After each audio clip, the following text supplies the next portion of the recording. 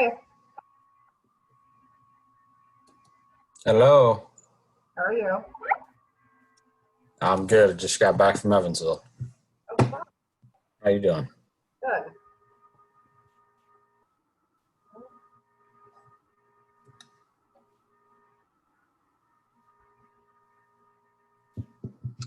Hi.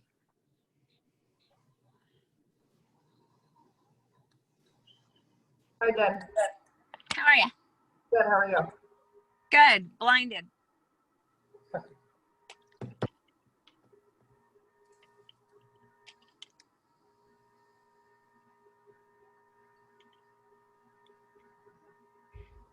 So you just have to push a button, and then is he coming on for Q&A afterwards? Yeah. Okay. Are you? So you're gonna introduce me, or? Well, I'm glad I didn't say anything nasty about you. I was just gonna say I thought of a couple other things I wanted to preface it with. I guess whenever you introduce me, real quick. So if you don't mind, give me like 10 seconds. Sounds good. Yeah. You want me to add something to the introduction, or have you say something else? I was just gonna say a couple other words before the pre-recorded video goes. Oh, perfect. Yeah, that's fine. I'm actually going to test that right now. Let me know if you guys can hear the video. Okay. Okay. Hi, Kyle. How are you today? Mhm. Pretty good. How about yourself? Good. Thank you for joining me. I can hear it. Yeah, I can hear it. I just can't see it. Yeah, and for speaking for the conference. We really appreciate you being. That's weird.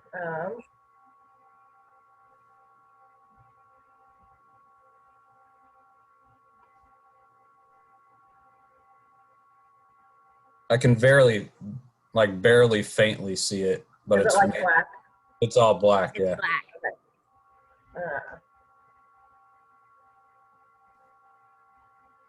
I'm outside, so it's super bright, so I couldn't tell if I could see it or not. But Yeah, no, it looks off on my screen too. All right. Hi, Kyle. How are you today? Sorry. Pretty good. How about yourself?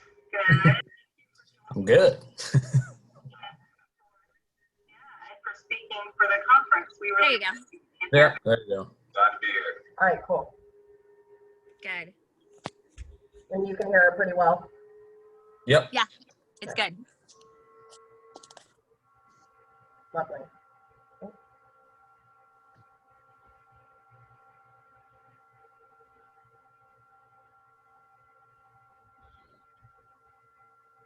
Have you guys had much participation from anybody yet?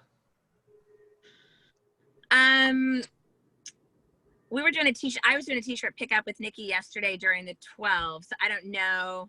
We get more and How more long? every day. Yeah. Okay. I think yesterday we had about 6 or 8. Gotcha. People have been emailing asking for links. So those will all be posted. So hopefully people will be able to take a listen afterwards too, or whenever they. Okay, that's good.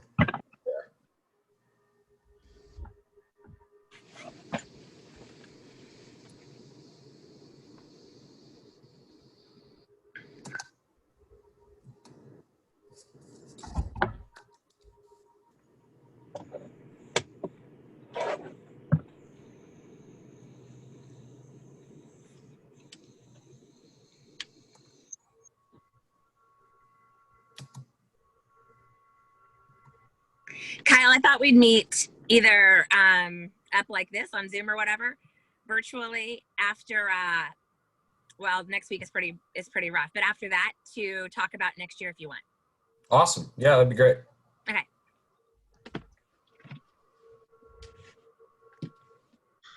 Bye. Good luck. I'll see you soon. Thanks.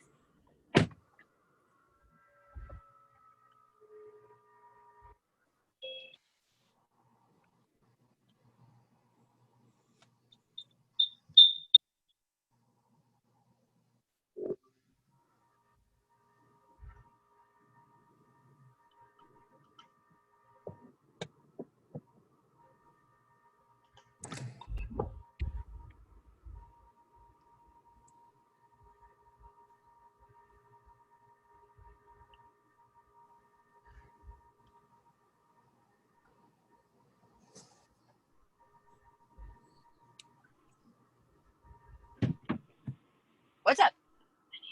Oh, okay.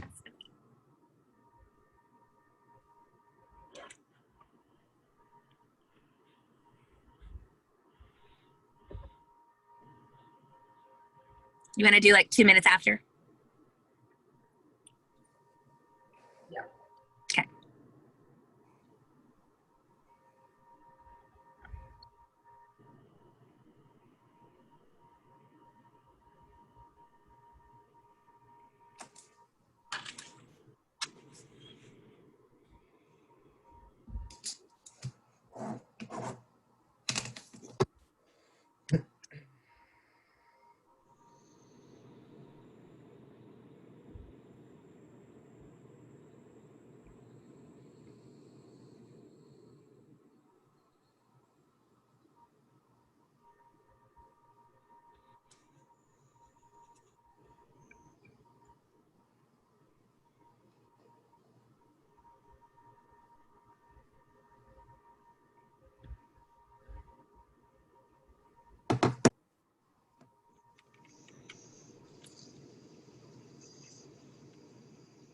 All right, I'll give it 1 minute.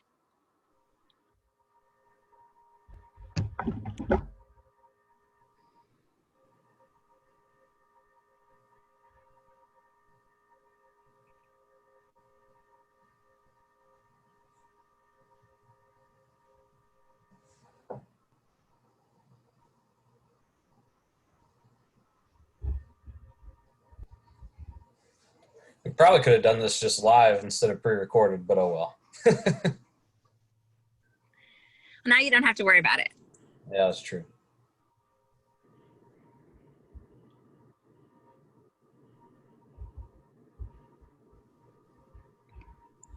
I know we decided to do our walk pre-recorded because of that exact reason. I thought there's too many things that could go wrong. I'd be a nervous wreck. Yeah, agreed.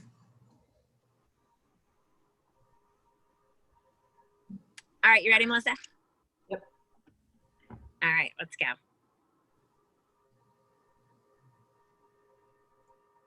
Hi, and welcome to our 4th day of the Learn and Live Virtual Breast Health Conference. We're so glad to have you here. As a common tradition, we'll begin with a moment of silence to remember those fighting breast cancer and those that we've lost. Let's do that now.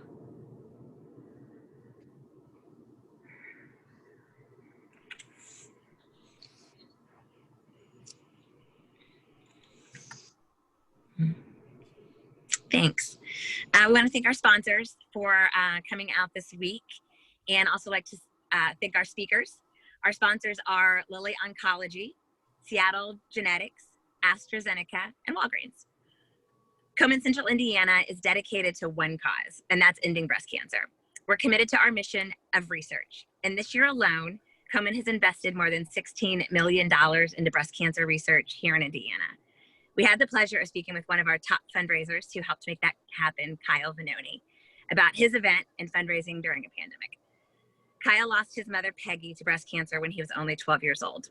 He then made a vow that from that day forward, he would fight to ensure that no one else had to lose a parent to this disease. That year, Kyle formed his first team to benefit the Wabash Valley Race for the Cure and honor his mom, Peggy, and his Aunt Judy. In 2017, Kyle set his sights even higher and created his own event to raise funds and awareness called Tour de Komen, a 100-mile cycling event that runs from Fishers to Terre Haute. It just completed its 4th year and has raised over $225,000 for Susan G. Komen. That is no small feat, Kyle. We thank you for that, your continued support. And we're going to let him talk for a few minutes, and then we'll play his interview. All right, thanks. Yeah, so hello, everybody. Something that I forgot to think about even during the pre-recording interview last week was not only was it a pandemic, that kind of shook things up for the planning of Tour de Komen 2020, but I also became a dad. So that was very challenging to be able to train enough to do this, let alone get all the organization part set up. And then also took on a bigger role with my employer. So between those two things, really also made for a challenging year. Also in the in the interview, I talk a little bit about at one part telling your story and having a story to share with folks. And I think the one thing I left out with that is, you know, it needs to be raw. It needs to be real. The more authentic you are with your story, as far as letting your emotions show, it really allows the opportunity for your story to connect with somebody else, and what they're going through, or how they're connected to breast cancer, whatever way that would be. So just, you know, when you're trying to start a fundraiser, whether it's with breast cancer or with anything else, it's just be raw, real, and authentic with your story, and people will be drawn to you and your cause. So yeah.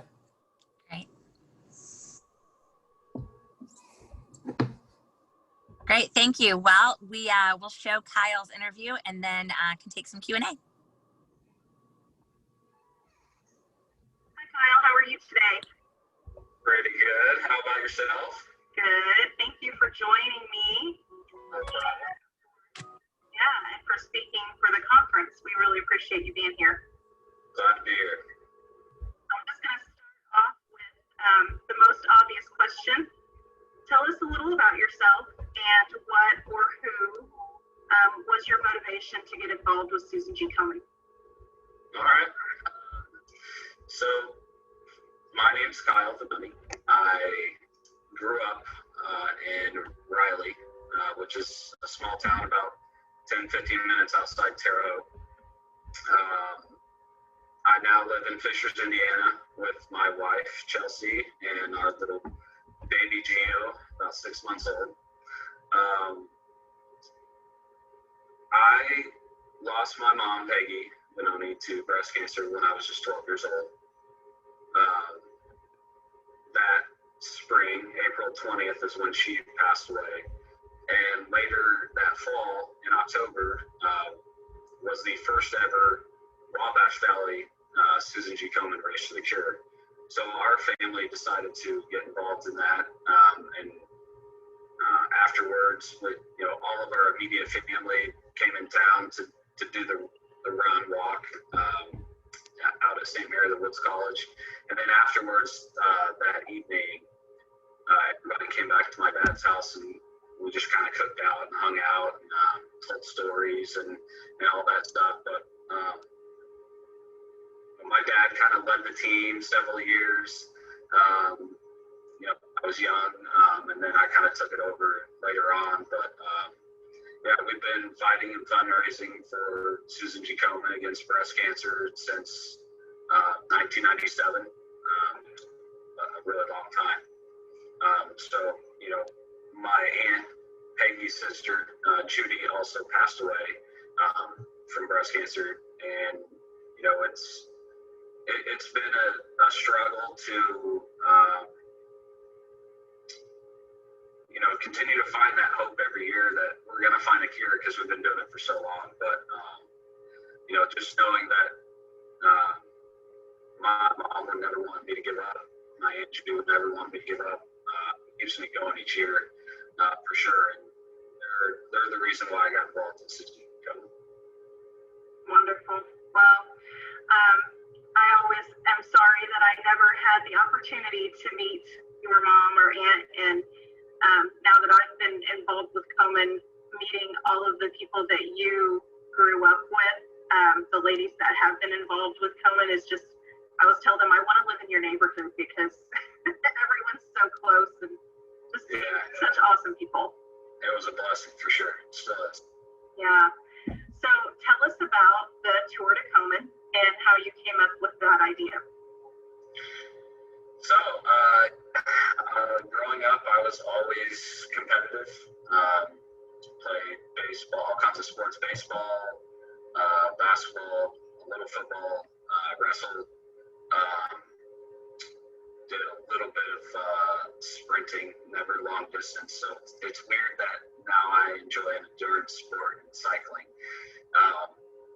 But you know, when I was in college, I tore my ACL playing basketball, which I'm short. I shouldn't be playing basketball anyway, but I tore my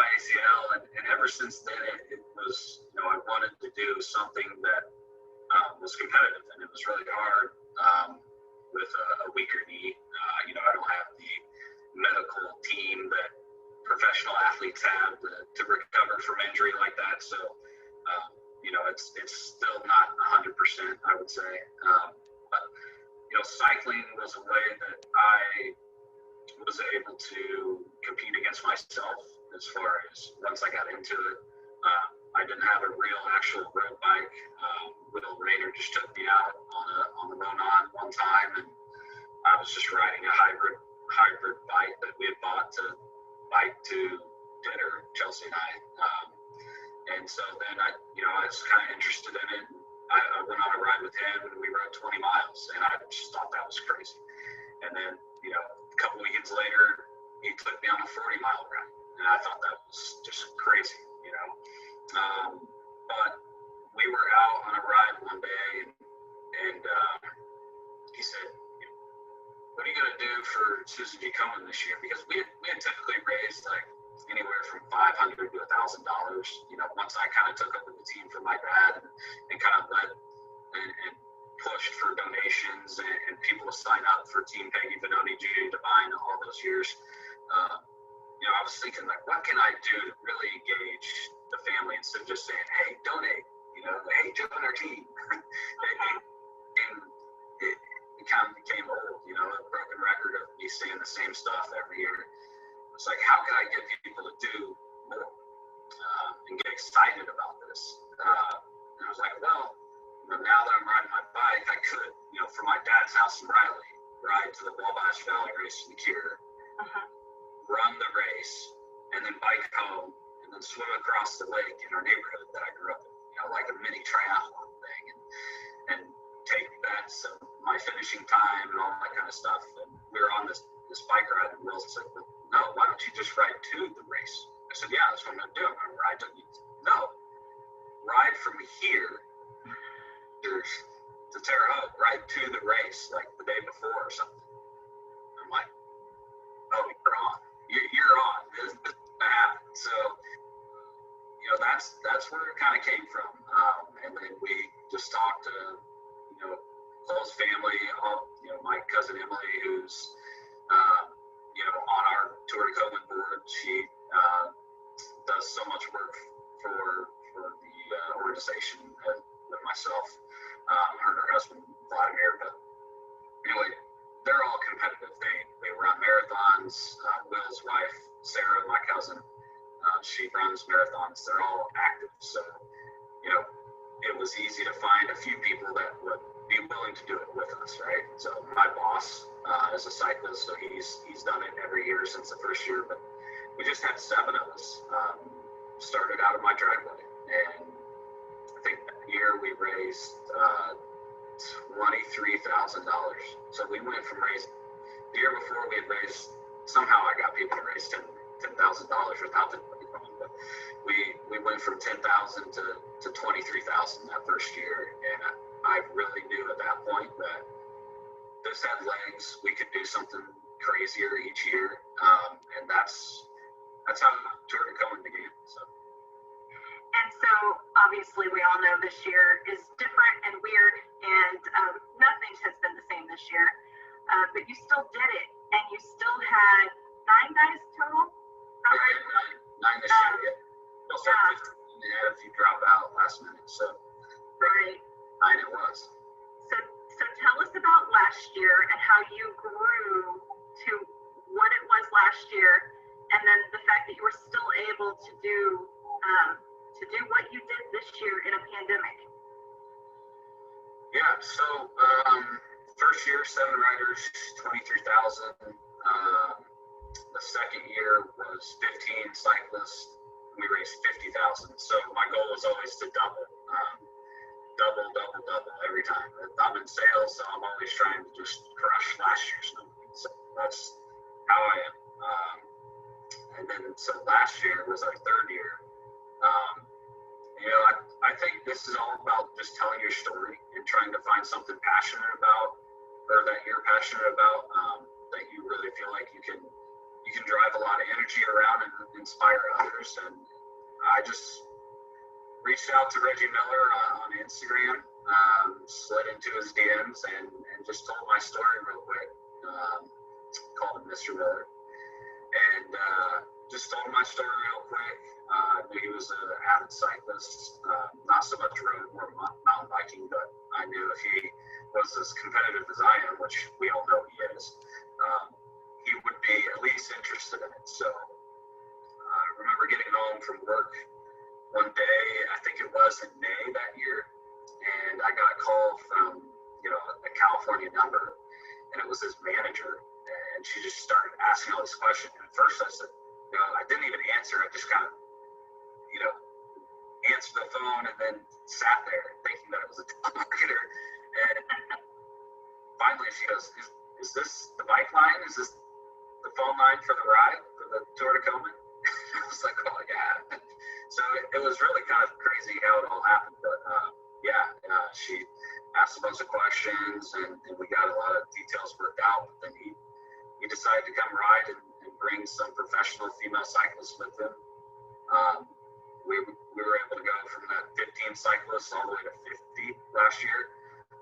And we jumped from that $50,000 race all the way to $113,000 race. So, last year, doubled, more than doubled. I know, right? Last year was just so crazy and so incredibly blessed just by that man. He's an incredible guy, just a normal family guy, great heart, very competitive.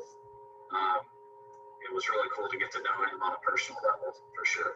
I heard he texted you after this year's ride. Yeah. It sounded like he kind of left the door open for maybe joining in the future. He was sad that he couldn't be here, obviously due to COVID, and he's calling playoff games in the NBA bubble, so he was committed to that. But I think it was great to have somebody that we all love and know from Indiana as a basketball player, but coming back to Indiana to do a bicycle ride. I think that him jumping on board in a fundraiser, but also to support Indiana, which was home to him for so many years, can really inspire others and say, all right, I need to jump on board, right? And one of the things that he said at the press conference was, we had at Baker's Lights the day before the ride, he looked out into the crowd and he said, all of you are going to need help. At some point, every single one of us in this room is going to need help. So, is it important for you to help somebody else along the way until you need help? That kind of struck me as, he's not afraid to kind of poke and prod at people's hearts. And you're going to need help too. So it's important for you to find a way to help others. It doesn't always have to be monetarily. It can be use your time, your energy, your effort, your platform. And he chose to use his platform that day to drive funds and inspire others to help fight breast cancer. That's so awesome. Seeing you guys, I've only been involved a couple of years, but seeing you guys ride in, whether it was 50 last year or 9 this year, it just gives you chills. It's just so awesome to see. So tell us how much preparation it takes to put an event like this together. A lot more than I initially really anticipated. The first year, kind of two, was a little bit easier. Just that first year, we only had 7 of us. We were an official organization. Now we're an official 501c3 accredited, tax exempt, nonprofit charitable organization by the state of Indiana. So there's a lot more legal obligations that we have now. Putting together the website each and every year to make sure that's right. All the legal stuff that we have to, the hoops and loops that you got to jump through, and documents, all that stuff. The insurance policy for the day of the event, getting all that set up. There's a lot that goes into it. I have an awesome, I'll call him event manager, David Verdine. He police escorts even this year when we only had 9 cyclists. He was able to get all the different police force and sheriff departments coordinated to give us police escort protection the entire way for 100 miles. Getting the pink fire truck there at the end. You guys helped out so much at the finish line, putting on an awesome, welcome for us as we ride in.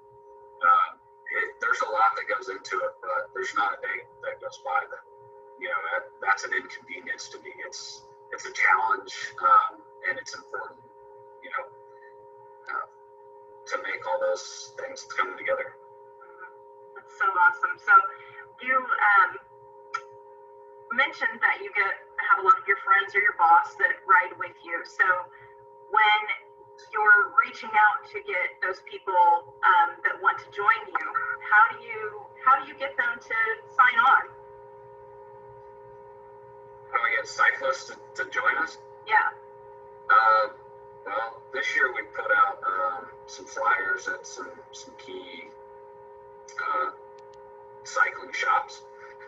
Obviously, that I don't know how much that played into it this year because of COVID, but I think that if somebody out there is a cyclist and they hear our story, they hear my story of how long I've been fighting, and they hear from word of mouth and they see from the video of how penetrating it can be to your heart when you see the pink fire truck, when you see the survivors at the end, when you see the police escorts, when you see everybody in pink, when you ride along and throughout the ride there's people pulling off the side of the road and getting out of their cars and clapping. There's people walking their dogs or their babies in strollers and they're shouting and clapping and saying thank you. When other people can see and they can see what the ride is about from our recap videos, I think that speaks for itself. I mean, if you're a cyclist, how would you not want to be a part of something so awesome? I mean, a lot of times in cycling, you're out riding by yourself, where you go do a group ride, and there's not a lot of talking going on. I mean, there is, but it's nothing important. And I think the really cool thing about this ride is, you go into it for the most part as strangers, right? Especially last year with 50 of us, and you leave with a ton of brothers and sisters that just fought and clawed up and down hills against the headwind all the way to Terre Haute on a bicycle together. You get to know each other, and you get to know that you have these people in your corner to help you raise funds to fight breast cancer. So, again, finding people, if you're a cyclist out there and you see this recap video of especially last year, you're gonna want to ride. you're gonna want to find the timing to get prepared to do this. Yeah, even a year later when There's not another ride in the state of Indiana that provides a police escort 100 miles. Really? That in itself is awesome. That's amazing. And when we see those videos a year later, I'm still you get so touched really seeing that, and chills, and I was crying, and it's really an amazing fight to see. I think the other cool thing from this year that came about, David contacting all the police and sheriff's departments again to coordinate the escorts was, last year we had 50 cyclists, we had Reggie Miller. How would you not want to be a part of that, especially, if you're a volunteer, if you're a cyclist, if you're in the sheriff's or police department. But, this year we didn't have Reggie. We didn't have 50 people, we had 9. And so we made that very clear that we understand if you guys have other obligations and 9 people isn't really enough to escort. And one of the responses that we got, actually we got this a couple times, was the amount of riders does not change our response. And that was so cool. I mean, with everything that's going on in the world right now, especially with all the police, police issues out there, for them to say that, to have that type of response, I mean, that's awesome. Saying that to me, that you thought, well, they might have other, more important things to do, but obviously they felt like this was just as important. So that's amazing. And that really leads to a question. Obviously, we said, we know this year is different. So what challenges did you face this year during a pandemic to continue to raise funds for Susan Komen? Yeah, I think it was tough because we had a lot of people that did want to ride, and we had to cut it down to make it COVID friendly to 15. The difficult thing is, so we had some people drop out, and said, why couldn't we just find 6 more to replace them? The issue is I want everybody in this ride to have the jersey, to be wearing the same jersey. We ride as one, we fight as one, we all look the same, we're all in pink. So with that, we have to give the jersey company a lead time of about 4 weeks to produce the jerseys and get them back to us, and us distribute them in time for the ride. So we placed that jersey order when we capped it at 15, and so it was kind of too late after people dropped out to find more. So it was a challenge. We had to do temperature checks before the ride, provide hand sanitizer and masks.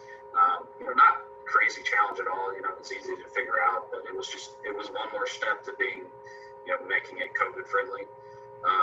But it was challenging at times, because no matter what your belief is on COVID and all the different challenges and nuances that presents itself with, we had to make sure that we kept people safe, right? So we're a charity organization trying to save lives, so it's very important that we, in all aspects, keep people safe. So we had to put special wording in our waivers and our insurance policy. We had to amend all that stuff. So yeah, Very different. lots of extra time from COVID. Yeah. So where do you see the future of Tour de Komen? Where do you think you'll go from here? Well, I mean, next year, I'd really like to get to that 100 rider mark. The smaller the group that we have, the easier it is for somebody to fall off. And once they do, it's really hard to get them back. Because once you lose the draft, especially the headwind, it's hard. No matter how seasoned or in shape you are, it can be hard out there on the US 40, during that stretch of the ride. Little wide open, trying to catch back up. So, the bigger the group that we have, the easier it is to move as one, and faster. And I definitely go fast. I'd really like to get to that 100 cyclist mark. I'd really like to get back over $100,000 raised. So, but this year it just wasn't a year that I was going to go pedaling for money, whether it was, on a personal level with folks or with corporations, because no matter how big or small you are, your pocketbook is, I think this year just presented itself with a lot of uneasiness as far as people wanting to commit, because there's so much unknown right now. So, this year to me, it wasn't about that. It was just proving that in the toughest of times during a pandemic, we're not going to quit fighting. One of the biggest things that we canceled the ride at first, but then one of the biggest things that really made me stop and think about, no, we have to figure out a way around this, was during the Race for the Cure, the More Than Pink Walk, the survivors always have their little parade before we take off. There's the bagpipes being played. That's emotional for me. I can only imagine how it is for survivors going through that walk. That's their time to shine. And so, to me, I just wanted to still be able to prove to all of those who have battled and those who are battling, those who survived, that we're doing this to honor you. We want you guys to still have your time to shine, and know that we're out here thinking about you the whole ride. You guys are on my mind, on all of our minds, to make it to the finish line as one group. because you don't beat breast cancer alone. You beat it with your family, friends, and to me, most importantly, your community. You got to have people out there fighting and fundraising so that those services can be provided to you if you need them. So, yeah. And hopefully things are more back to normal next year. And Yeah. we can do all of those amazing things again to celebrate our survivors and celebrate you guys and what you do. So we can hope that it's back to normal, right? Yeah. So tell me what advice you would give to somebody that is wanting to start any kind of fundraiser. Where do they begin? I think you begin with telling your story, whatever that is. And I think, if that's with breast cancer, there's a high probability that you've been infected by breast cancer in some way, shape, or form. A close family member, a distant family member, a friend, a colleague. There's been somebody that is in your life, most likely, that you've been affected by breast cancer. And whether that is with breast cancer or something else, I think you've just got to get out there and tell your story. And then once you have your story, and it's something that means a lot to you, to me, you got to find a way that is going to make people who are not. And that's just my personal belief. To me, after I became pretty good at cycling, 100 miles is not that big a deal to me, but to the average person, they're like, wow, 100 miles, like that's awesome. Like they're doing this every year. They got all these people involved, raising a ton of money. I think you got to find something that is going to capture the audience. That if you play basketball, that could be, hey, I'm going to shoot free throws for an entire 12 hours straight, and for every one I make, I'm asking people to donate $1 or $5, whatever. It could be anything, but something that is out there to most people that, wow, I can't believe that person really did that for that cause or whatever it is. I think that's how you captivate an audience and kind of pull them in. And it starts with your friends and your family. But once you start getting out to different corporations and asking, your people in your network to jump on board with what you're trying to accomplish, as long as you have your story and it's real, and you have something that's going to captivate the audience, the average person out there is going to think, wow, that's crazy. I think you've got a great start. And they see you doing it, and so you're leading by example for all of these folks who might want to, start something. You got to start small, right? And then look at what it can become. So, if your heart's into it, if it's real and people can see your heart shining through it, they're gonna jump on board. I mean, we started with just 7 people. Was committed to making steps each year. So as long as you're committed, you'll make it happen. Well, I know so many survivors and so many people that just appreciate your passion and your motivation to keep doing it every year and even during a pandemic. So we're so looking forward to what you continue to do and what you can do next year even. Appreciate it. Yeah. We're looking forward to it. So next year, are you looking to double last year's? So 200,000 next year? Oh man, I don't know if we can get there.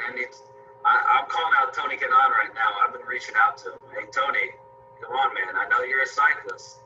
You can bring a lot of people in this community together to raise a lot of good money for a lot of people who need it.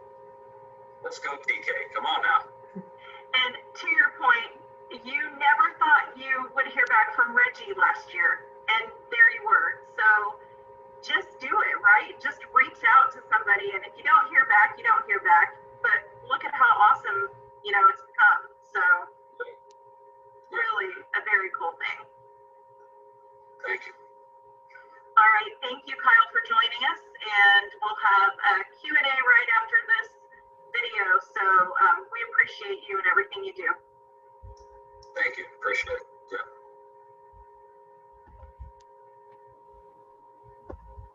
Hi, Kyle. So I just want to really echo, honestly, a lot of what Lori said. And because I know I wasn't able to be there this year, but in years past when I have been there, I too, like her, for really no reason, begin crying the second you guys start, you guys ride underneath that arch. So it is really an emotional kind of finish, if you will. So we have a couple questions that have come in. So I'm going to ask you those real quick.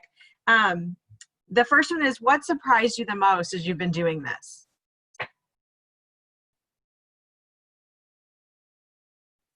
And don't forget to unmute yourself. Yeah, sorry. That's okay. Wow, that's a big question. When I first started, I mean, there's a lot of things. I would say,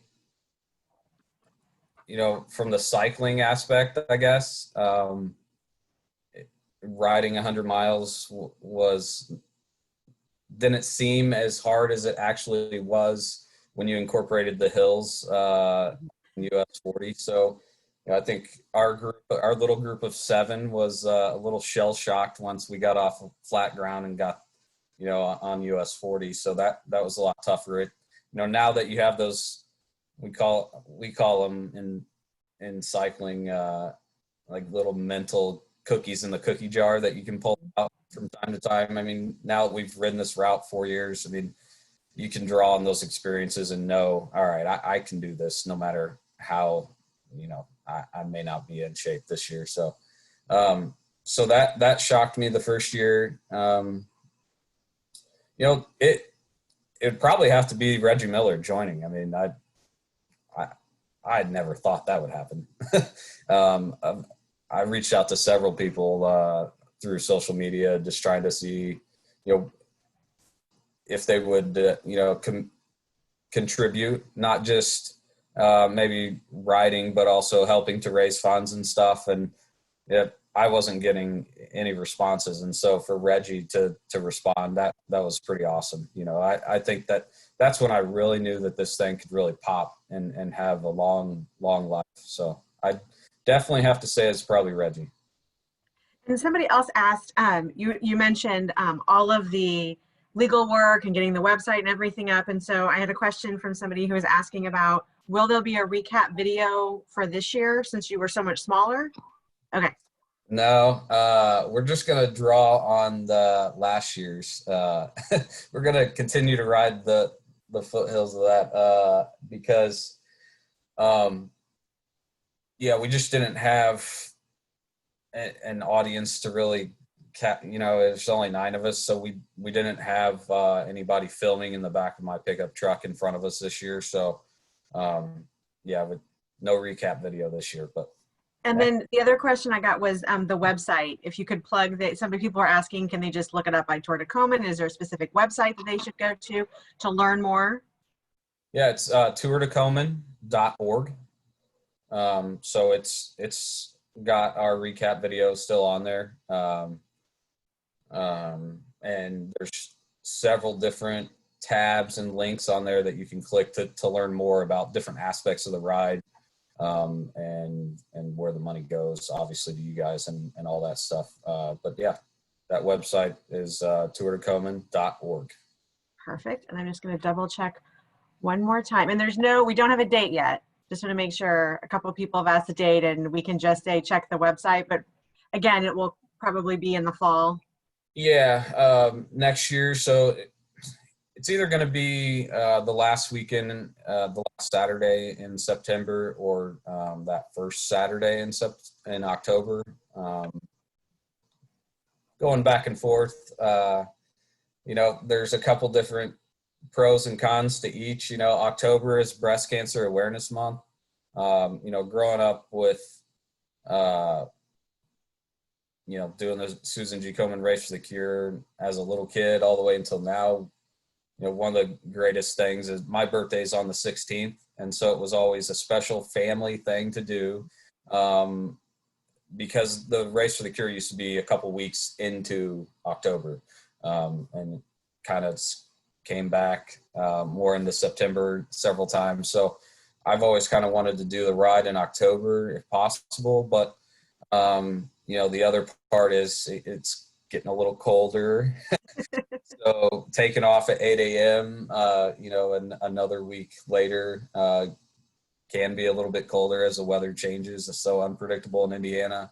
And then who knows what the NBA schedule is going to look like. You know, if I want any chance at all to get Reggie to come back, it's got to be at a time that he would be able to. And you know, typically the NBA season, the preseason starts in October. So, you know, obviously if he's got commitments through TNT, calling games, October kind of, it gets a little dicey. So, yeah, we're just kind of meddling back and forth between those 2 weekends. So, but obviously once we get that figured out, we'll blast that information out. Last question. Somebody said, is there a way to get involved without having to ride 100 miles? Oh yeah, absolutely. Yeah, there's a volunteer form that you can fill out on our website. There's a little tab for that. You know, you can volunteer. You know, hopefully next year we're not dealing with so many COVID restrictions. You can sign up to be a volunteer at a rest stop. So we have 4 rest stops along the way. So if there's one of those that works best for you, you could volunteer by handing out food and drinks and all that kind of good stuff. You can ask your network to help fundraise, right? Obviously, that's one of the big reasons why we're here is to raise money. So you can get involved that way. And, you know, if you've got a great idea and you want to help us with this special project, or you think that, you know, we could be successful in a certain way, I'm all ears. So reach out to us. There's a contact form on there. You can reach out to us by email or phone. But yeah, you can get involved. You don't have to ride 100 miles. Great. All right. I think I'm just going to check one more time. I don't see any other additional questions. So thank you, Kyle, again for joining us and for sharing your story. Another thank you to our sponsors, Lilly Oncology, Seattle Genetics, AstraZeneca, and Walgreens. Join us tomorrow at noon as we wrap up our conference week. Dr. Julie Gralla will discuss hot topics in metastatic breast cancer. So thank you for joining us and have a great evening. See you guys. Thanks.